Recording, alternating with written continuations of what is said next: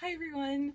Today we're going to be talking about the things that your pre-op nurse wishes that you knew. The first thing is that although we tell you not to have anything to eat or drink after midnight, that doesn't include teeth brushing. So you are totally allowed to brush your teeth the day of surgery. That is 100% allowed and recommended. You can even use Listerine, whatever you want to do, all of that is totally fine. Go ahead and scrub those pearly whites day of surgery. Your medical team will definitely thank you. We also would tell you to just practice basic normal hygiene. You can take a shower. If you're a person that has some, folds, try to really get all in there. You're going to want to be as clean as possible on the day of surgery. It's going to help prevent infection later on down the road. So you might be tempted to really doll yourself up, maybe get cute for those Insta photos surgery day. Hey-o. But honestly, you're going to be getting a breathing thing in your mouth. It may be a tube that goes into your throat or all the way down, or just props your mouth open. You're probably going to drool. There's probably going to be tape involved on your face.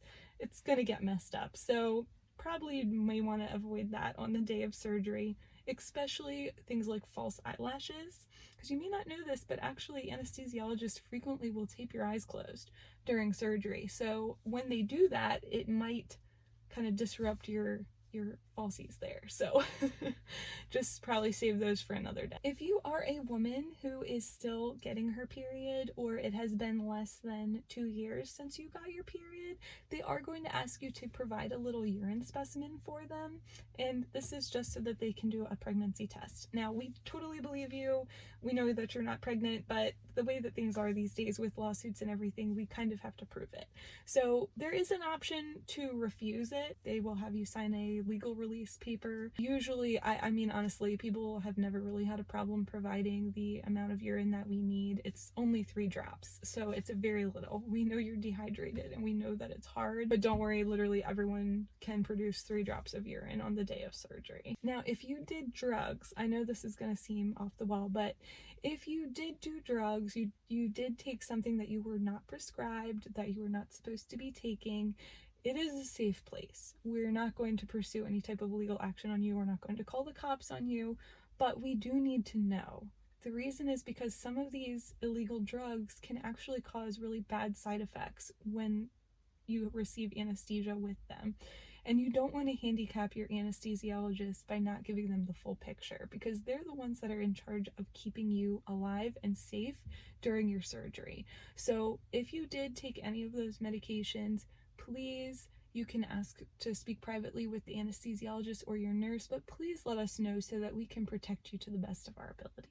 As far as what to wear for surgery, we usually recommend something loose and comfortable, something, just real easy to get on and off, and try to think about what procedure you're having done and dress accordingly to that. So if you know that you're having a knee work done, you may want to wear a loose legged pant. Likewise, if you're getting a shoulder work done, perhaps a zip up sweatshirt or an oversized t-shirt would be good. You want to avoid any type of high heels or skinny jeans or complicated outfits, anything that's going to be difficult for you to get back on after surgery. The gown that they give you goes on with the opening to the back. A lot of people get this confused, and it does depend on your surgery. So, if you're having something where they need access to the front of you, maybe they may tell you differently. But in general, the opening of the gown does go to the back. And lastly, this is going to be probably difficult, and we do understand. We know that getting IVs is not a pleasant experience.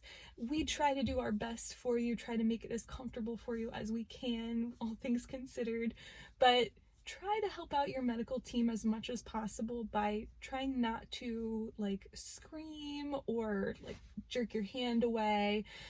I know that sometimes these are involuntary things, but try your hardest if you can to stay as still as possible.